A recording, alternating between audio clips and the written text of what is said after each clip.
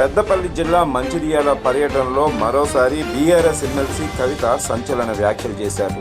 నాకు సొంత ఎజెండా ఏమీ లేదు, బీజేపీలో పొత్తు పెట్టుకోవద్దన్నదే నా వాదన అని ఆమె అన్నారు. కమలం పార్టీతో పెట్టుకున్న ఏ పార్టీ బాగుపడలేదని కవిత పేర్కొన్నారు. బీఆర్ఎస్ అధినేత కేసీఆర్ని కలవాలని చాలా ప్రయత్నించాను, కలిసే అవకాశం వచ్చింది, కానీ కలవలేకపోయాను అని ఆమె అన్నారు. తాను రాసిన లేఖ ఎలా బహిర్గతమైందో, దీని వెనుక ఎవరి ప్రమేయం ఉందో తేల్చాలని ఆమె డిమాండ్ చేశారు. నాకంటూ ప్రత్యేక జెండా గానీ ఎజెండా గానీ లేవు, బీఆర్ఎస్ నా పార్టీ, కేసీఆరే నా నాయకుడు అని కవిత మరోసారి తేల్చి చెప్పారు. పార్టీని కాపాడుకోవడమే తన ప్రధాన లక్ష్యమని ఆమె అన్నారు. బీఆర్ఎస్ పార్టీలో కేసీఆర్ నాయకత్వాన్ని తప్ప మరెవరి నాయకత్వాన్ని తాను అంగీకరించే ప్రసక్తే లేదని కుండబద్దలు కొట్టారు. బీజేపీతో పొత్తుల అంశంపైన కవిత ఘాటుగా స్పందించారు. బీఆర్ఎస్ పార్టీ బీజేపీ వైపు చూడకూడదని, బీఆర్ఎస్ ను బీజేపీలో విలీనం చేస్తామంటే అస్సలు ఒప్పుకునేది లేదని ఆమె స్పష్టం చేశారు. గులాబీ పార్టీలో నెలకొన్న సమస్యలు, పుట్టుకొస్తున్న కోవర్టుల గురించే తాను